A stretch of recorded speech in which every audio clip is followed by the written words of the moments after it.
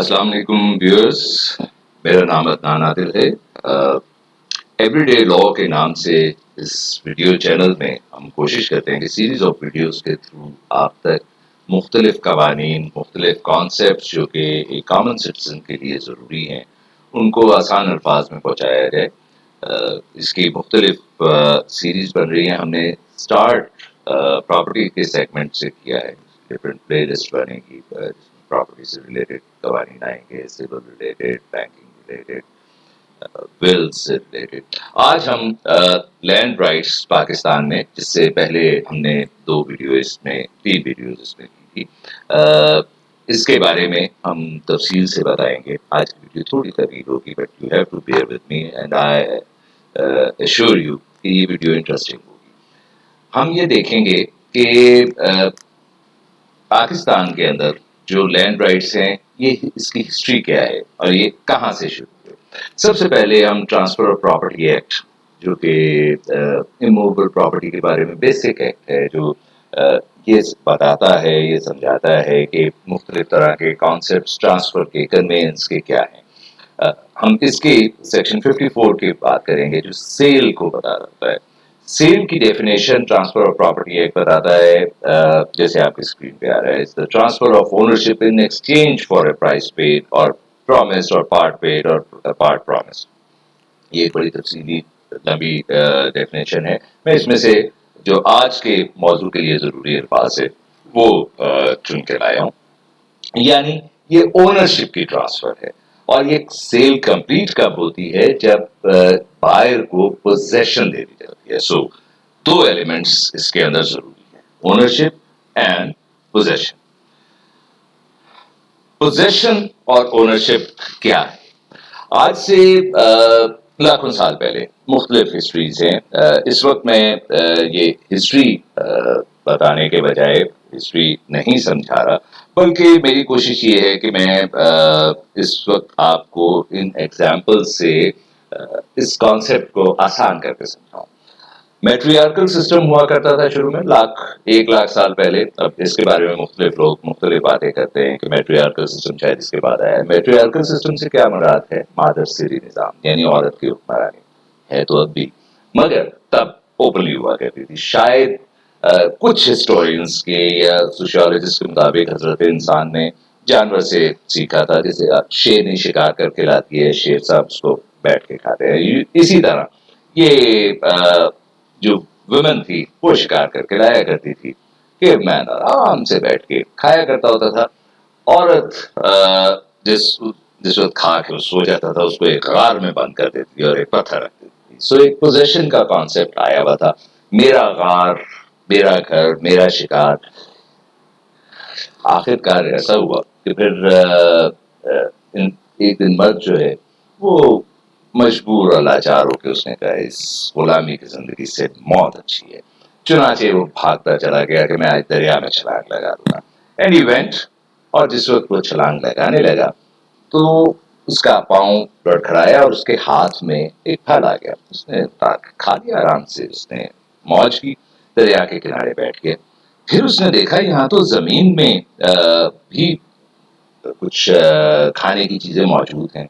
सो उसका कॉन्सेप्ट बदला। उसको ये पता लगा कि पानी के किनारे ज़रई जमीन, यानी जमीन की चीजों से भी इंसान अपने आप को सेटिस्फाई कर सकता है, हंगर सेटिस्फाई कर सकता है।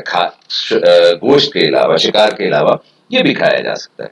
सो ये कन्वर्जन स्टार्ट हुई from that system to agriculture. Agriculture का डॉन हुआ टू स्टार्ट विद।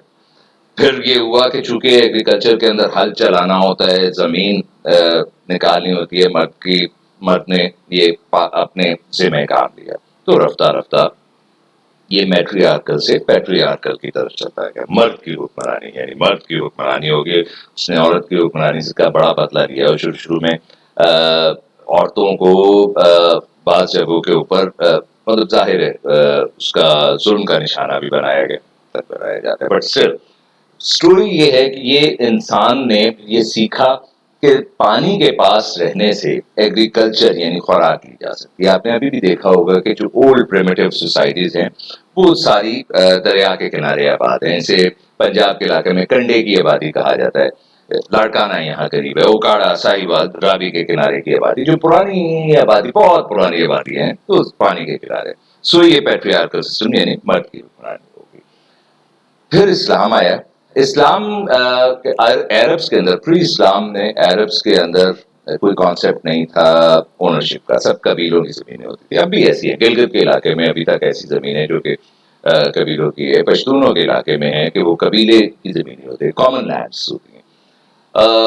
इसे हिमा कहते थे, यानी ऐसी लैंड जो कि प्रिजर्व की जाती थी कलेक्टिव इंटरेस्ट के लिए, कम्युनिटी की, वो कम्युनिटी कबीला या कम्युनिटी उसे कहा जाता था। फिर रसूल पाक सल्लल्लाहु अलैहि वसल्लम के ने इसकी एक मिसाल शुरू की, उन्होंने ग्रांट करनी शुरू की जमीनें। इसे कहा गया इक्ता तमलीक, तमलीक होता है दे देना किसी को। सो रसूल पाक ने दिलों को जोड़ने के लिए ये ग्रांट करनी शुरू की, इंडिविजुअल्स के पास जानी शुरू की। फिर खुतबा हज पे रसूल पाक ने फरमाया कि your lives and properties are forbidden to one another till you meet your lord on the day of resurrection. So मतलब ये है कि रसूल पाक ने बता दिया कि तुम्हारी प्रॉपर्टीज भी, तुम्हारी जिंदगियां तुम्हारी प्रॉपर्टीज को ओन करना शुरू किया गया।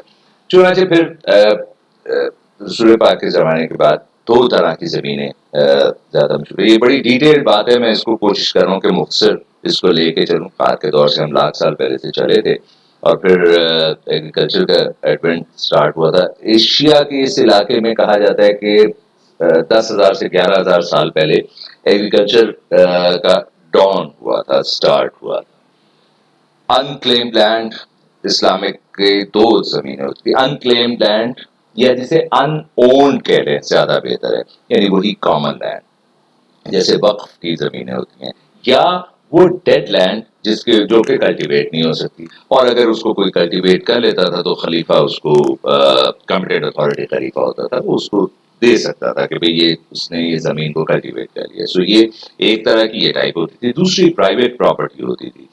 जो मुस्लिम्स हैं, कन्वर्ट हो गए, इस्लाम कबूल कर लिया हुआ है, वो उसके ओनर्स कहलाएंगे और कुछ देंगे। जो कि नॉन मुस्लिम्स हैं वो कॉम्पिटेंट अथॉरिटी की इजाजत से लैंड रख सकते थे और उस पर खराज देते थे। देन हम आ जाते हैं अपने करीब करीब जो इस वक्त हमारे पास सिस्टम है। अब मैं जो आपको बताना शुरू करूंगा ये सिस्टम हम मोर और लेस अभी तक इस्तेमाल कर रहे हैं। सो ओनरशिप और पोजेशन जो थी ये बनती चली गई। कहाँ पोजेशन का कॉन्सेप्ट आया था गार के दौर से, फिर दरिया के किनारे आबादियां होनी शुरू हुई, मर्द ने हुक्मरानी कर ली, और जिस वक्त उसके बाल बच्चे ज्यादा हो गए तो उसने बाढ़ लगा ली। फिर लीनिएज, विरासत जो है मर्द के नाम से शुरू हो गई, और उन बाढ़ लगाने के बाद उस जगह के मुख्तलिफ नाम रख दिए। ये नाजिम आबाद है, ये हाजी आबाद है, ये मुख्तलिफ उसके नाम रख दिए गए। पीर कोट है, सो कोट मीन्स गाँव। सो इस तरह के नाम रखे गए। अब सुल्तान अलाउद्दीन खिलजी बड़ा मशहूर नाम है।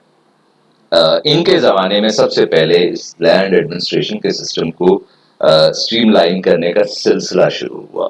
1255 से 1316 तक, 1255 से 1316 तक ये रहे थे इंडो पाक सब कॉन्टिनेंट। सबसे ज्यादा काम लैंड रेवेन्यू में हुआ, जो कि आज भी है, वो शेरशाह सूरी के ज़माने में हुआ। हुमायूं को शिकस्त देके ये 5 साल के लिए सिर्फ इंडो पाक में हुक्मरान रहे थे, अफगान थे, लेकिन उन्होंने बड़े इंपॉर्टेंट काम किए। इनका सबसे इंपॉर्टेंट काम था, इन्होंने रुपये की करेंसी रुपली इंट्रोड्यूस कराया, जो बाद में अकबर ने आगे लेके चला। शेरशाह सूरी का दूसरा काम ये था, इसने जीटी रोड बनवाई, ह्यूज रोड। तीसरा इसका बड़ा काम ये था कि इसने इस सिस्टम को, लैंड रेवेन्यू के सिस्टम को स्ट्रीमलाइन किया। इसको जो असल हमारे पास आज भी जो सिस्टम मौजूद है शेरशाह सूरी का, हम उसे राइटली कह सकते हैं कि बनाया हुआ है, क्योंकि ब्रिटिशर्स ने आके इसके बाद इसमें थोड़ी बहुत ही चेंजेस की। मुगल एम्परर अकबर के दौर में राजा टोडरमल बहुत मशहूर इनका जो वजीर था, उसने फर्दर इसको डॉक्यूमेंट भी किया, उसने रजिस्टर्स भी बना दिए जो आज भी हमारे पास मौजूद हैं। सो ये इसकी हिस्ट्री में आप देख सकते हैं शेरशाह सूरी से, फिर उसके बाद ये आगे चलता चला गया। लेकिन हम उस दौर में ये सिस्टम बना कैसे, शेरशाह सूरी के बाद इसके ऊपर अकबर ने काम किया, अकबर के बाद ये हमारे जब ब्रिटिशर्स ने कॉलोनाइजेशन में काम किया पाकिस्तान के अंदर, इसमें अयूब के ज़माने में बहुत काम हुआ लैंड रेवेन्यू का, बट मोर और लेस कॉन्सेप्ट्स वही हैं। सो जो इनिशियल राइट्स, मैं आपको राइट्स की बैकग्राउंड बताना चाह रहा हूँ, ओनरशिप जिसे हम पहली वीडियोस में हमने कहा था एब्सोल्यूट ओनरशिप या फ्री होल्ड, वो कैसे बने। इसने शेरशाह सूरी ने सबसे पहले तो एक सिस्टम बनाया जिसे पटवारी सिस्टम कहते हैं। पटवारी का पुराना नाम होता था तलाती, TALATI, तलाती। तलाती मीन्स विलेज अकाउंटेंट्स, हर विलेजेस में हुआ करते थे। इसने इसको रीमॉडल किया और इसको नाम पटवारी का दिया। इसको इसने दो काम दिए, एक जासूसी का, स्पायनेज का, दूसरा इसका लैंड एडमिनिस्ट्रेशन का। सो वो रजिस्टर इतनी डिटेल में इसीलिए बने हुए हैं जिसके बारे में तफसील में लिखा होता है। फॉर एग्जाम्पल शजरा नसब का रजिस्टर है कि आपकी विरासत और लीनियज क्या है। हाजी साहब की बीवी को, पहली बीवी को पता हो ना हो कि उन्होंने दूसरी शादी की हुई है, पटवारी को जरूर पता होता है क्योंकि उसने हिस्सा लिखवाना होता है। सो एस्पायनेज का भी था, फिर इसका एक रजिस्टर रोजनामचा वाकयाती होता है, लैंड रेवेन्यू का अभी भी है। बहुत बड़े कॉलम्स होते हैं जिसमें हर चीज लिखी जाती है, गली में कुत्ता भौंका, बुर्जी गिरी, फलाने की खिड़की भाग गई और something, any and every report is written, क्योंकि एस्पायनेज के लिए बना। फिर उसने कहा कि इस सारी जमीन को उसने जमीन को मुख्तलिफ हिस्सों में बांट दिया, बड़े बड़े, जैसे आपके सूबे होते हैं, फिर उसके बाद डिस्ट्रिक्ट होती है, तहसील होती है। इसने तहसील से भी नीचे जमीन को मुख्तलिफ खानों में बांट दिया, हर खाने को कैडेस्टर्स में बांटा। हर खाने को, जैसे आपको स्क्रीन पे नजर आ रहा है, एक खसरे का नाम दे दिया गया, खसरा। खसरा is nothing but A plot number, ये आप जिसे देख सकते हैं।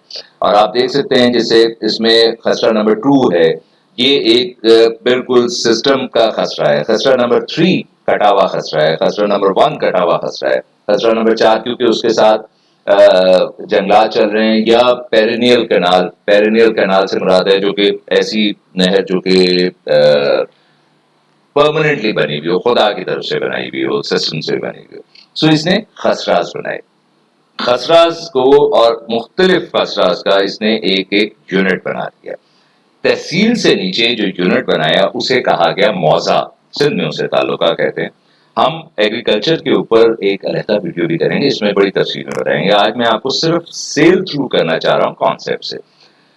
सो इसने, शेरशाह सूरी ने पहले तलाती को पटवारी बनाया, फिर उसके बाद इसने मौजा या तालुका बनाए, जिसमें एस्टेट, ESTATE, एस्टेट का मतलब होता है जिसके अलहदा लैंड रेवेन्यू के रजिस्टर हो, रिकॉर्ड अलहदा हो लैंड रेवेन्यू का। तकरीबन 19 रजिस्टर्स होते हैं।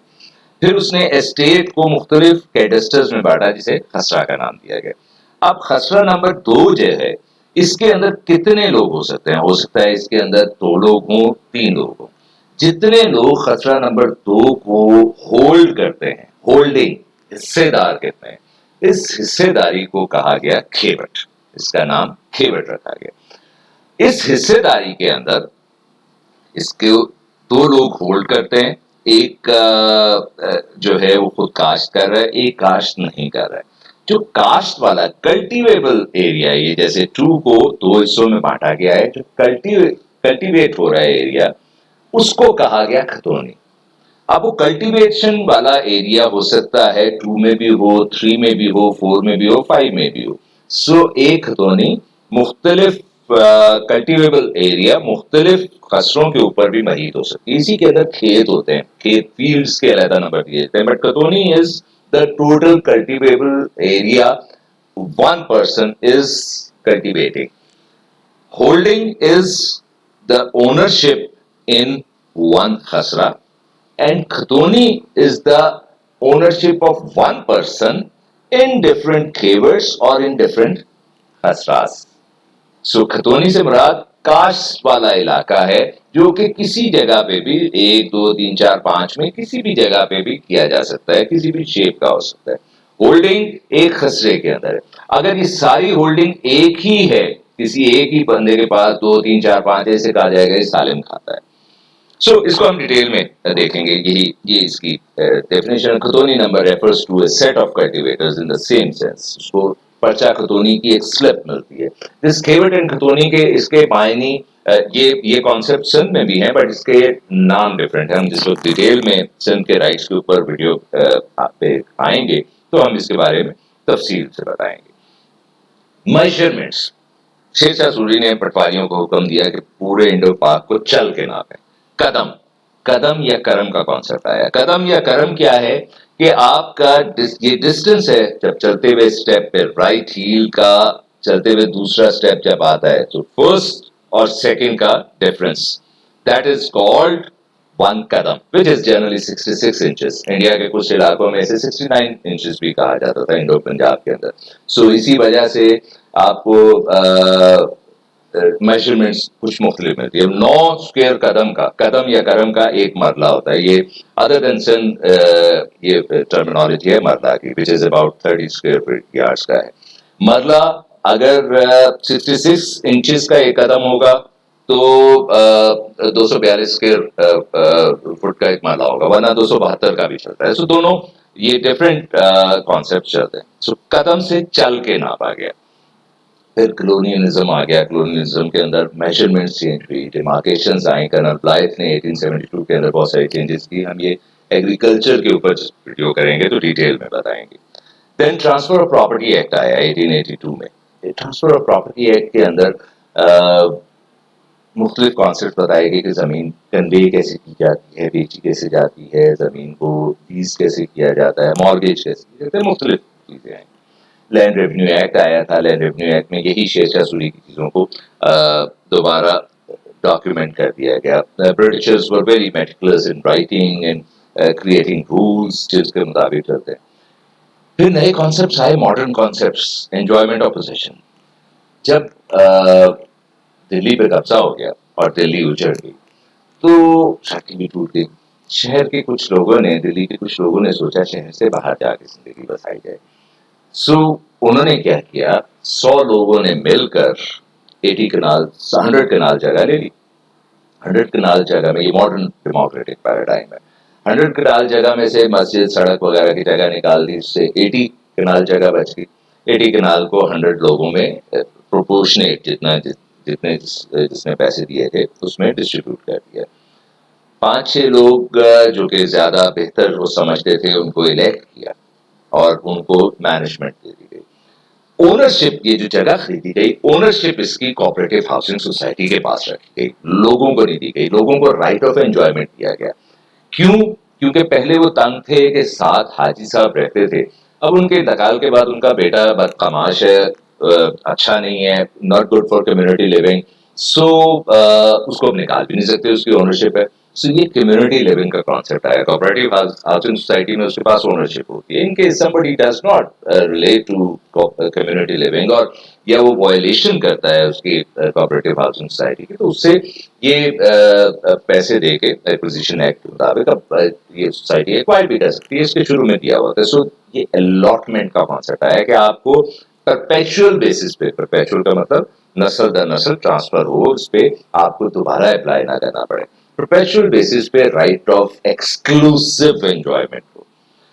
फिर इसी तरह का लीज का कॉन्सेप्ट आया। लीज के ऊपर हम तफसीली प्रोग्राम करेंगे बिकॉज लीज सिंध का तो बड़ा इंपॉर्टेंट कॉन्सेप्ट है। सिंध से बाहर इसकी तरह कम यूज होता है। ये आर्मी लैंड्स के ऊपर ज्यादा यूज होता है। आर्मी का क्या लीज का कॉन्सेप्ट है, प्रोविंशियल लैंड्स, सूबाई जमीनें दी जाती हैं, या ऐसे सहरा या ऐसे पहाड़ जिनके ऊपर काश्त नहीं हो सकती, इनको भी लीज पे दिया जाता है। हम कैटेगराइज इमूवेबल प्रॉपर्टी को 2 तरीके से करते हैं कि एक तो जिसमें जमीन हो या जमीन के ऊपर बिल्डिंग बनी हुई हो, दूसरी स्पेस राइट्स, जैसे मैंने पिछली वीडियो में कहा था कि वो मुख्तलिफ फ्लोर्स हैं, ब्रिक बाउंडेड स्पेस होगी।